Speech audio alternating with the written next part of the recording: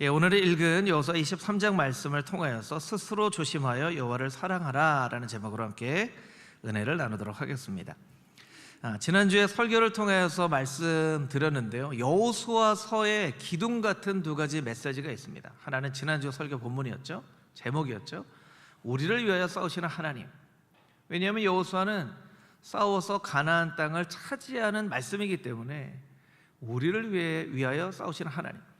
또 하나는 싸움이 다 끝나고 난 이후에 나와 내 집은 여호와를 섬기겠노라.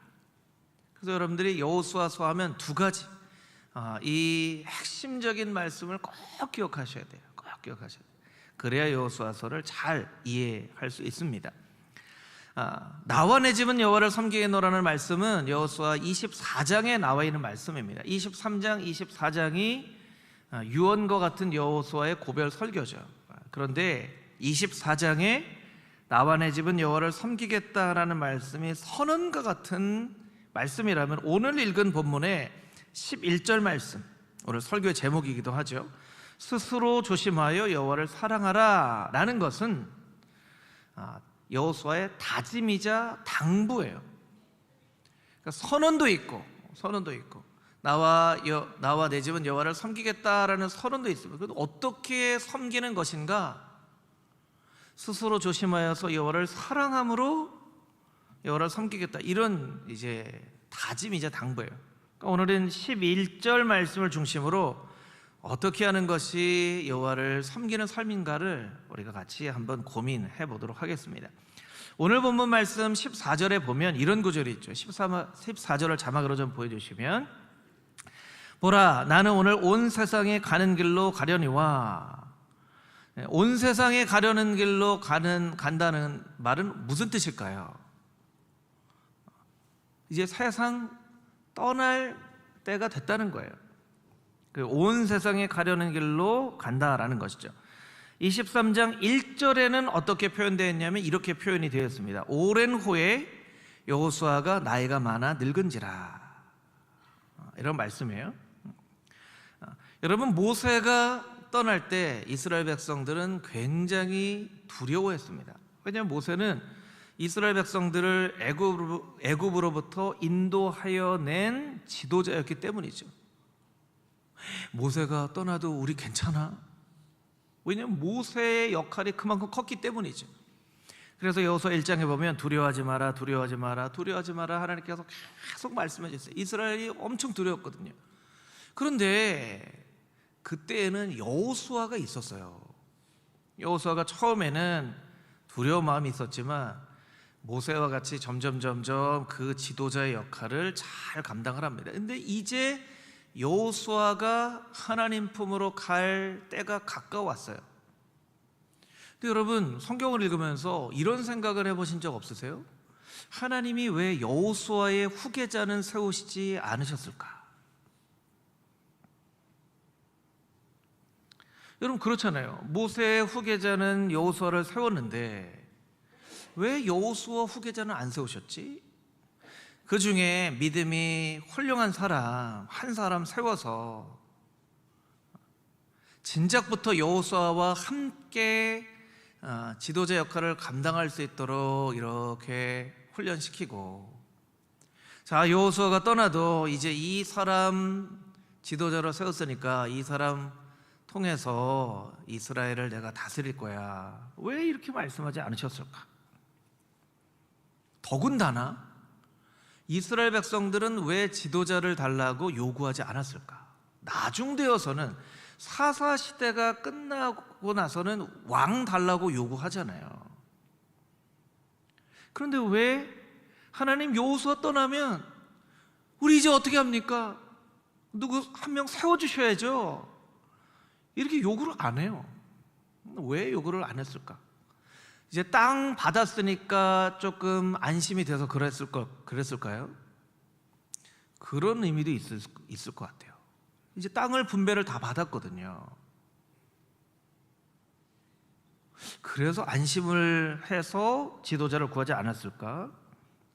아닙니다. 말씀을 잘 살펴보면 하나님은 하나님 말씀 붙잡고 살라고 사람 지도자를 세우시지 않았어요. 여러분, 우리가 성경을 읽을 때 주의해야 될 것 중에 하나는요, 내가 좋아하고 내가 원하는 그런 구절들이 있어요. 성경책 펼쳐보시면 다 형광펜으로 칠한 부분들이 다 달라요. 그것도 의미가 있죠. 나에게 주시는 말씀이니까. 그런데 우리가 성경 본문이 말씀하시고자 하는 메시지를 잘 귀 기울여 들어야 돼요. 우리가 누군가와 대화하면 상대방이 이야기하는 걸 잘 들어야지 내가 원하는 대로 해석하면 안 되잖아요.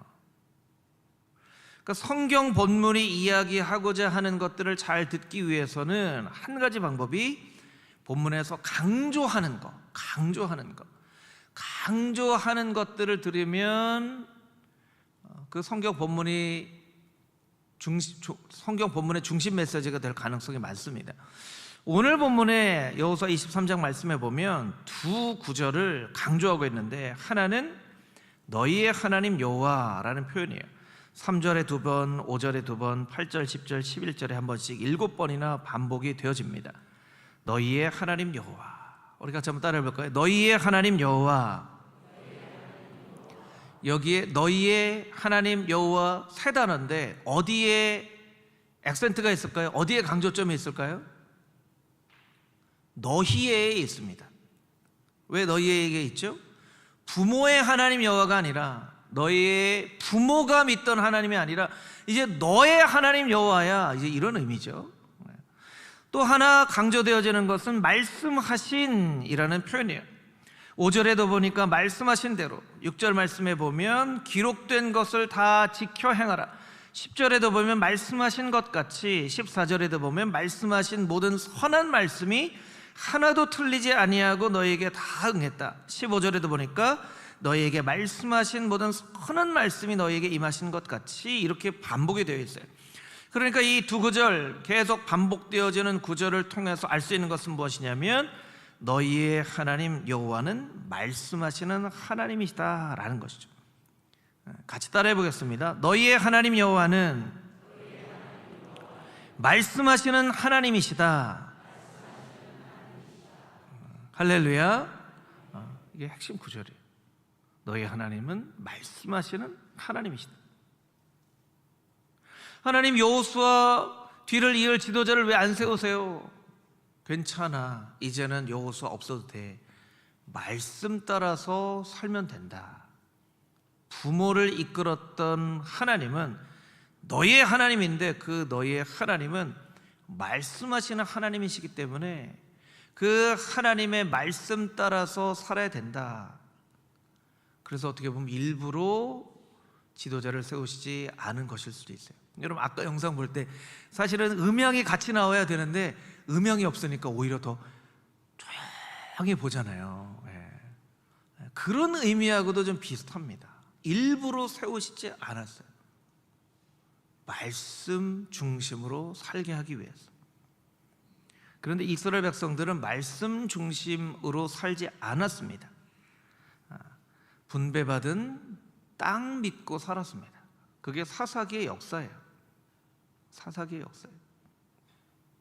아유, 이제 땅 받았으니까 어떻습니까? 이제 내 땅이 있는 거예요. 내 땅. 하나님이 주신 땅이었는데 처음에는 그렇게 고백했지만 이제 나중에는 이게 내 땅.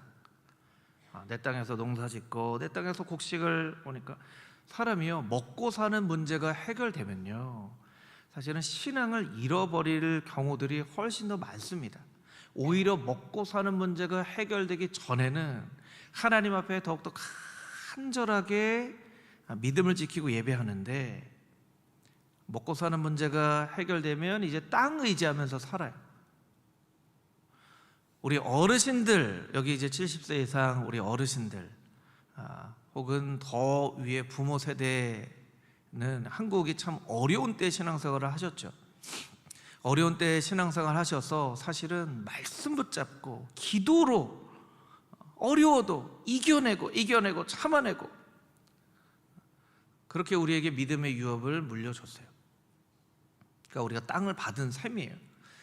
지금 2025년 현재를 살아가는 많은 크리스찬들과 교회는요, 우리 부모 세대에 비하면 얼마나 많은 큰 축복과 평안을 누리며 살아가는지 모릅니다.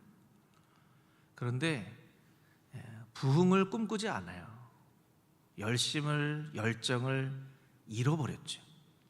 어떻게 보면 땅 의지하며 살아가는 사사시대의 이스라엘 백성들의 모습과 비슷합니다.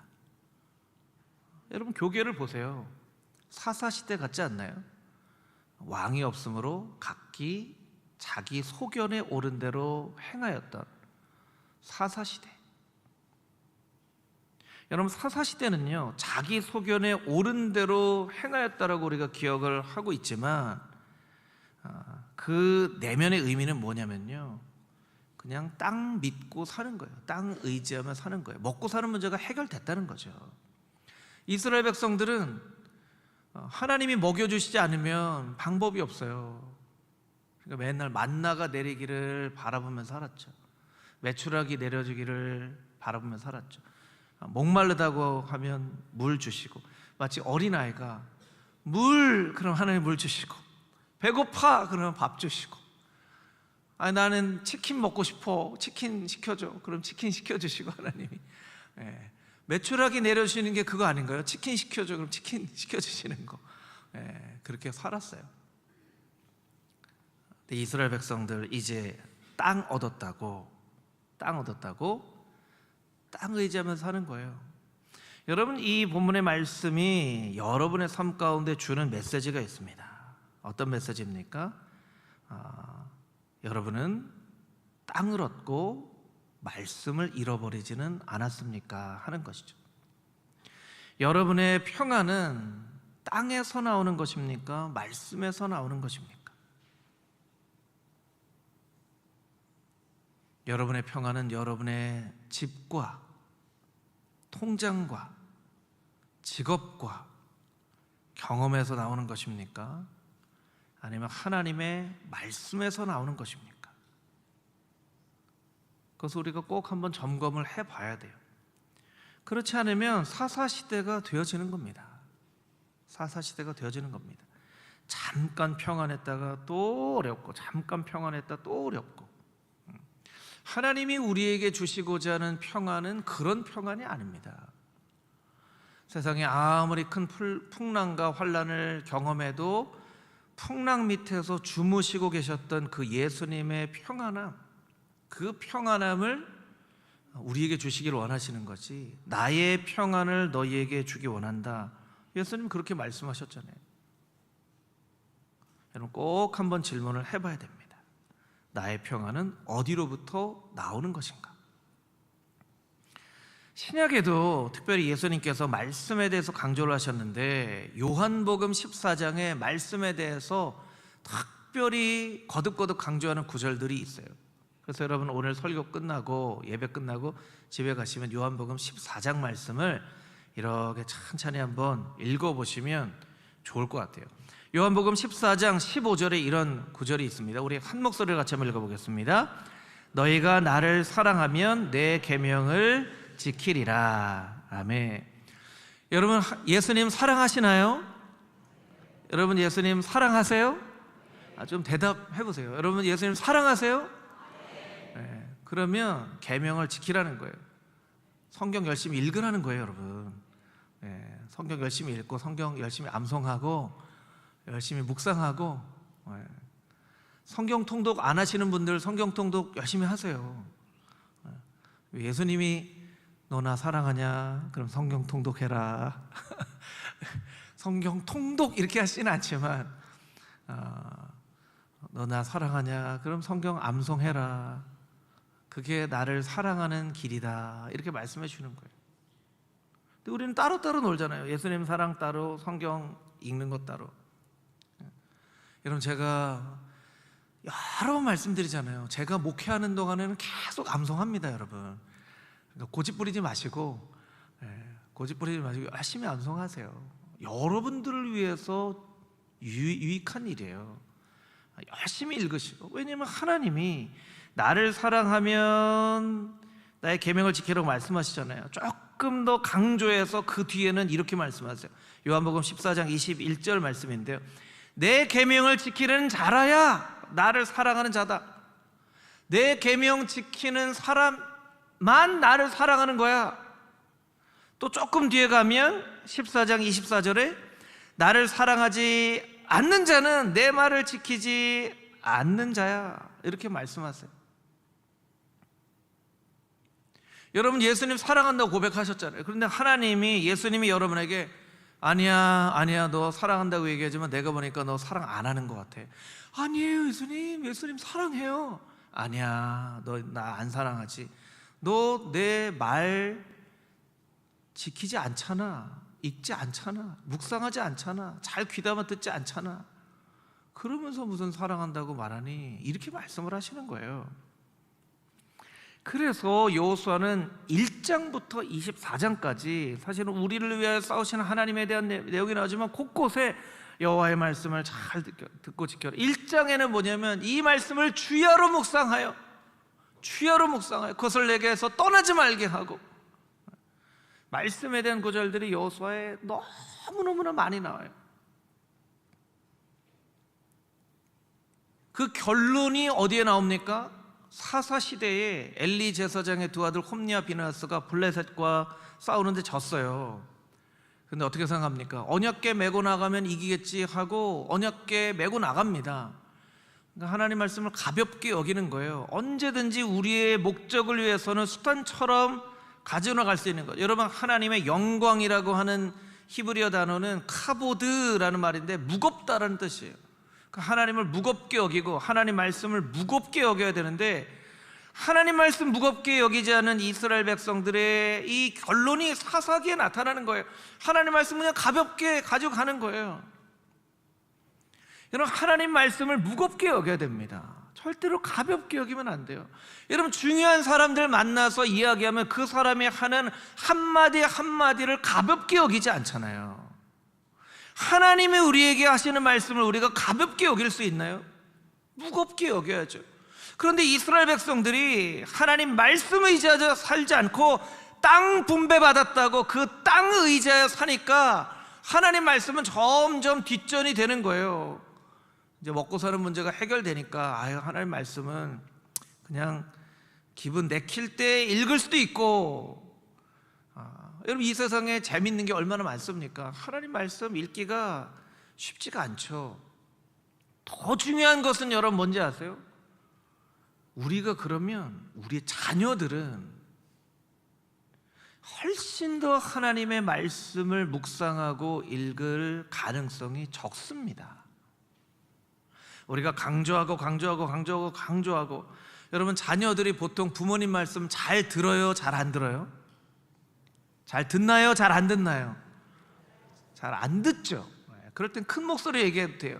안 들어요. 잘 안 들어요. 우리 집 애들도 잘 안 들어요. 그거는 우리 집 애들 여러분 이상한 애들 아닙니다. 근데 그 모든 부모 세대와 자녀 세대가 그런 거예요. 모든 부모 세대, 자녀 세대들은요, 부모님 세대의 말을 그렇게 잘 들을 때도 있지만 잘 들으려고 하지 않아요. 부모 세대가 강조해야 조금 이렇게 들어요. 그러니까 우리가 하나님 말씀을 열심히 듣고 하나님 말씀으로 살아야 됩니다. 집에서 보니까 엄마 아빠가 할머니 할아버지가 뭘 중얼중얼 하는데, 할아버지 할머니 뭐예요? 성경 암송하는 거야. 성경이 잘 암송이 안 된다. 너랑 같이 한번 해보자. 내가 이르되 모태에서 알몸으로 나왔사온즉. 그렇게 하면 손자 손녀들이 커서 할머니 할아버지들 어떻게 기억해요? 우리 할머니 할아버지는 늘 집에서 말씀 암송하시느라고 늘 말씀 읽었던 할아버지 할머니. 집에서 막 성경을 읽어요. 성경을 막 들어요. 엄마 뭐해? 말씀을 이렇게 읽어. 말씀을 읽어도 잘 안 깨달아진다. 같이 읽자. 네가 좀 설명을 해주라. 그렇게 해야 그 신앙의 전수가 되는 거예요. 여러분, 하나님 말씀을 가볍게 여기지 않게 되기를 주님의 이름으로 축복합니다. 무겁게 여겨야 돼요. 그것이 조심하여 하나님을 사랑하는 방법이에요. 여러분, 아내가 남편을, 남편이 아내를, 또 자녀가 부모님을 사랑할 때 조심해서 사랑해야 돼요. 조심한다는 건 막 이렇게 조심한다는 게 아니라 생각을 많이 하고 사랑해야 돼요. 말만 사랑한다고 막 얘기하는 것이 아니라 어떻게 사랑하는 것이 정말 사랑하는 것인가를 고민하면서 사랑해야 되는데, 그것은 하나님의 말씀을 가볍게 여기지 않고 무겁게 여기는 그것이 바로 하나님을 사랑하는 방법입니다. 그래서 여러분 모두가 하나님의 말씀을 하나님처럼 말씀 따라 살아가는 언약 백성의 인생으로 살겠습니다 라고 다짐하며 고백할 때에 하나님께서 여러분에게 주시는 크신 축복과 심령의 평안함을 풍성하게 누리면서 살아갈 수 있게 되는 것입니다. 여러분, 하나님의 말씀으로 살아갈 수 있는 언약 백성들이 다 되시기를 주님의 이름으로 축복합니다. 아멘. 15절 16절에 있는 말씀 같이 읽겠습니다. 15절 16절입니다. 너희의 하나님 여호와께서 너희에게 말씀하신 모든 선한 말씀이 너희에게 임한 것 같이 여호와께서 모든 불길한 말씀도 너희에게 임하게 하사 너희의 하나님 여호와께서 너희에게 주신 이 아름다운 땅에서 너희를 멸절하기까지 하실 것이라. 만일 너희가 너희의 하나님 여호와께서 너희에게 명령하신 언약을 범하고 가서 다른 신들을 섬겨 그들에게 절하면 여호와의 진노가 너희에게 미치리니 너희에게 주신 아름다운 땅에서 너희가 속히 멸망하리라 하니라. 아멘. 그러니까 15절 16절에 땅 의지하며 살지 말라고 말씀하시는 거죠. 그 아름다운 땅에서도 멸망할 수 있다라는 거예요. 이스라엘 백성들은요, 성경을 보면 크고 작은 실수와 잘못과 죄를 저지릅니다. 연약하기 때문이죠. 우리도 마찬가지입니다. 실수하고 죄를 저질러요. 그러니까 그렇지 않기 위해서 하나님께서 이렇게 말씀을 하시죠. 그런데 이스라엘 백성들의 이 죄악을 보면요, 어떤 큰 문제로 죄를 저지르는 경우는 그렇게 많지가 않아요. 작은 것 때문에 죄를 저지릅니다. 이 공자가 이런 얘기를 했더라고요. 사람은 바위에 걸려 넘어지는 것이 아니라 두더지가 쌓아놓은 작은 흙덩이에 걸려 넘어진다. 공자가 한 얘기를 한비자가 또 이렇게 이야기를 합니다. 태산에 부딪혀 넘어지는 사람은 없다. 사람을 넘어지게 하는 것은 작은 흙더미이다. 넘어져 보신 분들은 아주 공감이 되실 거예요. 바위에 걸려 넘어지는 사람 없어요. 그냥 요만큼 어떻게 하다가 늘 가던 집 안에서도요, 늘 집 안에 있다가 갑자기 넘어지거나 갑자기 다치거나 팔 부러지거나 다리 부러지거나 하시는 분들 아마 공감하실 거예요. 늘 가던 곳에서 늘 아주 익숙한 곳, 요만큼 높이 때문에 넘어져요. 저희 첫째가 중학생 때 자전거를 타다가 이제 보도가 있고 길이 이렇게 있으면, 높이가 있으면 못 올라가잖아요. 근데 이 길이 이렇게 낮아져요. 여기 이제 올라가라는 거예요. 근데 여기 보면 요만큼 높은 게 있어요. 그래서 이렇게 올라가려고 이렇게 틀었다가 요만큼에 걸려서 와장창 넘어졌어요. 그래서 막 정신이 없이 하니까 옆에 있는 사람이 대신 전화를 걸었더라고요. 되게 따님이 넘어져서 지금 심하게 다쳤다고. 가보니까 진짜 요만큼에 걸려서 넘어져요. 요만큼.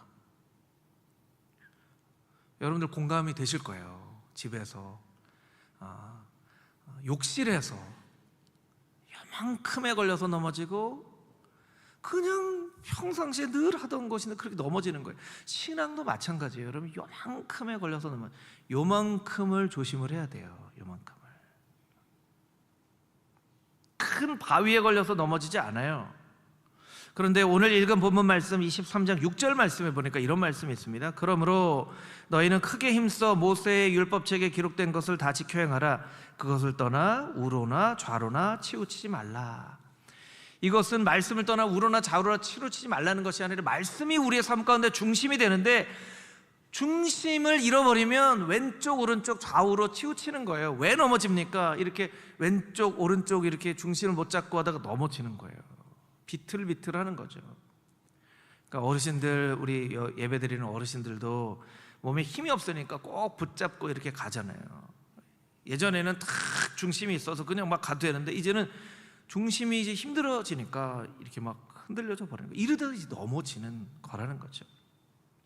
여러분, 말씀은 우리의 중심이 됩니다.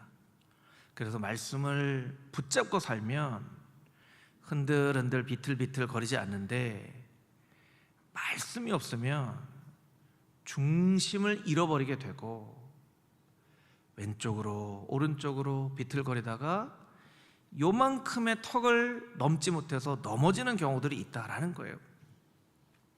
오늘 본문의 말씀에 보면요, 여러분 12절 자막을 한번 보여주시면 12절에 너희가 만일 돌아서서 너희 중에 남아있는 이 민족들을 가까이하여 더불어 혼인하며 서로 왕래하면, 13절에 보니까요, 그들은 너희의 올무가 되고 덫이 되고 옆구리에 채찍이 되고 눈에 가시가 될 것이다. 그리고 그들로 하여금 아름다운 땅에서 멸망당하게 될 것이다.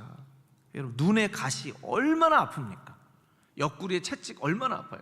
그래서 12절에 보니까 그 민족들을 가까이 하여, 좀 가까이 할 수도 있지 않나요? 더 중요한 것은요, 남아있는 이 민족들을이에요. 하나님께서 가나안 땅 들어갈 때 어떻게 하라고 하셨어요? 남겨두지 말라고 하셨거든요. 그런데 여호수아서를 읽어보면요, 수없이 많은 가나안 민족들이 남겨져 있었어요. 그럼 그들은 왜 남겨져 있었을까? 이제 가나안 땅으로 들어가는 이스라엘 백성들은요, 농사를 지어본 사람들이 아니에요. 광야에서 태어난 사람들이고, 이삿짐 싸는 거는 전문가죠. 그러니까 아마 이삿짐 센터를 했었으면 아마 잘했을 거예요. 이삿짐 싸는 거는 일가견이 있어요. 그냥 착착착착 싸는 거예요. 근데 이제 농사를 지어야 되잖아요. 농사 한 번도 안 지어봤어요. 이 사람들은 농사 지어봤잖아요. 그러니까 이 사람들한테 물어봐야 되는 거예요. 여러분, 이사를 가거나 이민을 가면 거기에 있는 사람들한테 물어봐야 돼요. 물어봐야 돼요. 어떻게 하는 겁니까? 여기 근처에 뭐 밥 먹을 데가 있습니까? 물건은 어디서 삽니까? 물어봐야 돼요. 그러니까 가나안에 들어가서 이 사람들이 물어보는 거죠. 우리 농사는 잘 안 지어봤는데 농사를 어떻게 집니까? 그래요? 제가 가르쳐 드릴게요. 씨는 이렇게 뿌리고 이렇게 해야 됩니다. 그런데 중요한 게 있습니다. 아무리 씨를 뿌리고 농사를 잘 지어도 비가 안 내리면 끝이에요. 예? 근데 우리가 비를 뭐 맘대로 내리게 할 수는 없잖아요. 그래서 제가 이제부터 중요한 거 얘기하는데, 비와 바람을 다스리는 신이 있습니다. 이름이 바알이라고. 바알한테 빌어야 됩니다. 비 내려주십시오. 이게 꼭 그런 의미 아닌데, 우리는 비나이다 비나이다 하잖아요. 근데 이제 비 내려달라고 하는, 비나이다는 아니에요. 이건 이제 비는 거지만 좀 졸려하시는 것 같아서 얘기를 했는데, 그러니까 비는 거예요. 비는 거예요. 바알에게만 비면 안 됩니다. 아세라에게도 빌어야 됩니다. 이게 농사의 핵심입니다. 그 이스라엘 백성들이 바알과 아세라를 하나님처럼 예배한 거예요. 섬긴 거예요. 농사를 짓고 살려면 그렇게 해야 된다고 하니까. 중요한 건요, 12절 다시 한번 보여주세요. 12절에 너희가 만일 돌아서서 너희 중에 남아있는 이 민족들을 가까이 하여 라고 되어 있는데요, 뭐 가까이 할 수 있지, 뭐 가까이 한다고 이걸 이렇게까지 얘기하시나 라고 생각할 수 있을지 모르겠지만, 개역 한글 성경으로 읽으면 이런 부분이 됩니다. 너희가 만일 퇴보하여 너희 중에 빠져남아있는 이 민족들을 친근하게 하여. 이 친근하다는 표현은요, 바로 여호수아 23장 앞장에 있는 22장 말씀에 말씀하신 건데요, 22장 5절에 보면 오직 여호와의 종 모세가 너희에게 명령한 명령과 율법을 반드시 행하여 너희의 하나님 여호와를 사랑하고 그의 모든 길로 행하여 그의 계명을 지켜 그에게 친근히 하고. 하나님의 계명을 지켜 친근히 하고, 여호와를 사랑하고 계명을 지켜 그에게 친근히 하라고 했는데, 이 친근하다는 단어는요, 다바크라고 하는 단어인데 딱 달라붙다 있다는 뜻이에요. 딱 달라붙다. 그러니까 우리말 성경이 조금 약하게 번역한 거죠. 원래는 어떻게 번역해야 되냐면, 너희가 만일 남아있는 민족들에게 딱 달라붙어서 살면 눈에 가시가 될 거다, 채찍이 될 거다, 올무가 될 거다, 이런 표현이에요. 왜 딱 달라붙게 하는 거죠? 땅에 농사를 지어서 비가 와야 되는데 비 안 내리면 어떻게 하는 두려운 마음 때문이죠. 두려운 마음 때문에. 여러분, 하나님께서 이스라엘 백성들에게 뭐라고 말씀해요? 두려워하지 말라, 염려하지 말라. 너희를 위해서 내가 싸운다. 너희를 위해서 싸우시는 하나님이 얘기하는 건 뭐예요? 두려워하지 말라는 거예요. 내가 너희를 위해서 싸우기 때문에. 이스라엘 백성들이 농사 지었는데 비 안 오면 어떻게 해? 두려운 마음 때문에 이 사람들과 딱 달라붙었는데, 이 사람들과 딱 달라붙은 것뿐만 아니라 바알과 아세라와 딱 달라붙은 거예요. 하나님께 딱 달라붙어 살라고 했는데 이 사람들에게 딱 달라붙어 살아가는 거예요. 여러분, 우리는요 사실 하나님께 딱 달라붙어서 살아야 됩니다. 그것 외에는 살 길이 없어요. 여러분, 하나님께서 우리의 창조자가 되시고 지금도 이 땅을 다스리고 계시는 분이시기 때문에 그래요. 여러분, 지금도 이 세상을 주관하고 계시는 분의 이야기를 들어서 딱 달라붙고 그 명령을 듣고 사는 것이 가장 지혜로운 방법이죠. 할렐루야. 그런데 자꾸 땅 바라보면 이 땅 때문에 바알에게 딱 달라붙어서 살 수밖에 없는 거예요. 근데 우리는 연약하잖아요. 부족하잖아요. 이스라엘 백성들처럼 자꾸 넘어지고 하잖아요. 그러면 우리가 만약에 죄를 지으면 바로 하나님 앞에 돌아올 수 있어야 돼요. 23장 13절, 방금 읽은 23장 13절을 공동번역 성경으로 제가 한번 읽어봐 드리겠습니다. 분명히 알아두시오. 여러분의 하나님 야훼께서 이 민족들을 여러분 앞에서 결코 몰아내 주시지 않으실 것이요. 무슨 얘기냐면, 내가 너희를 위해 싸우겠다고 말씀하셨는데 바알과 아사라에게 딱 달라붙어 사니까 너 이제 니네 마음대로 살아라, 난 이제 너희들을 위해서 일을 안 할 거야 라는 의미예요. 그러니까 우리가 하나님 앞에 돌아와야죠. 조지 빌링스라고 하는 영국의 유머 작가가 이런 얘기를 합니다. 사람이 넘어지는 것이 불명예가 아니라 그가 넘어졌을 때 그대로 누워서 원망하는 그것이 바로 불명예이다. 우리는 넘어질 수 있어요. 죄를 지을 수 있어요. 죄를 지어도 된다는 얘기가 아니라, 그런데 그러면 바로 일어나서 하나님 앞으로 돌아와야 돼요. 여러분, 겨울철에 바닥에 미끄러워서 넘어지잖아요. 특히 이제 남자들보다 여자들이 그런 경우가 많이 있는데, 여러분, 빙판길에서 넘어지면 어떻게 하세요? 빙판길에서 넘어지면 바로 일어나죠. 왜 일어나나요? 창피하니까. 아픈 건 참을 수 있는데 창피한 건 못 참아요. 그래서 바로 일어나서 막 가서 골목으로 싹 돌아가서 막 아파 하면서 막 그렇게 일어나야 되는 거예요. 여러분, 죄를 지으면 그렇게 일어나야 되는 거예요. 바로 일어나야 되는 거예요. 바로 일어나서 하나님 앞으로 돌아가야 돼요. 그런데 우리는요, 때로 넘어지면 그 넘어진 자리에서 자꾸 생각을 해요. 내가 왜 넘어졌지? 하나님은 왜 나를 넘어지도록 내버려 두셨지? 왜 안 잡아주셨지? 하나님 나를 사랑하는 거 맞아? 그러면서 막 시험 들면 여러분 어떻게 해야 돼요? 빨리 일어나야 돼요. 상처받으면 빨리 일어나야 돼요. 그런데 막 시험 든 상태에서 그 시험을 막 묵상하고 상처를 묵상하고 그 묵상은요, 정답이 하나밖에 없어요. 하나님 원망밖에 없어요. 그러니까 빨리 일어나야 돼요. 예레미야 31장 21절 말씀만 읽고 말씀 마치도록 하겠습니다. 우리 한 목소리로 같이 한번 읽어보겠습니다. 처녀 이스라엘아, 너의 이정표를 세우며 너의 편말을 만들고 큰 길 곧 내가 전에 가던 길을 마음에 돌아오라. 내 성읍들로 돌아오라. 아멘. 예레미야 선지자를 통해서 간절한 마음으로 말씀하시잖아요. 돌아와라. 돌아오기만 하면 되는데, 탕자의 비유처럼 집 나간 둘째 아들 돌아오기만 하면 되는 거예요. 아버지는 돌아와라 하는데 둘째 아들은 어떻게 돌아가? 돌아오기만 하면 되는 거예요. 하나님은 돌아오기만 하면 내가 팔을 벌러 너희를 안아줄 것이다 말씀하고 계시는 거예요. 여러분, 넘어졌다 하더라도 그 넘어진 자리에서 빨리 일어나서 하나님 앞으로 돌아오십시오. 그것이 조심하여 하나님을 사랑하는 방법이에요. 그것이 우리의 인생을 살아가는 지혜예요. 여러분, 넘어지지 않도록 요만큼을 주의해 보고 넘어지더라도 하나님 앞에 돌아와서 하나님께만 딱 붙어서 살아갈 수 있는 하나님의 거룩한 백성의 삶이 되어줄 수 있게 되기를 주님의 이름으로 축복합니다. 아멘.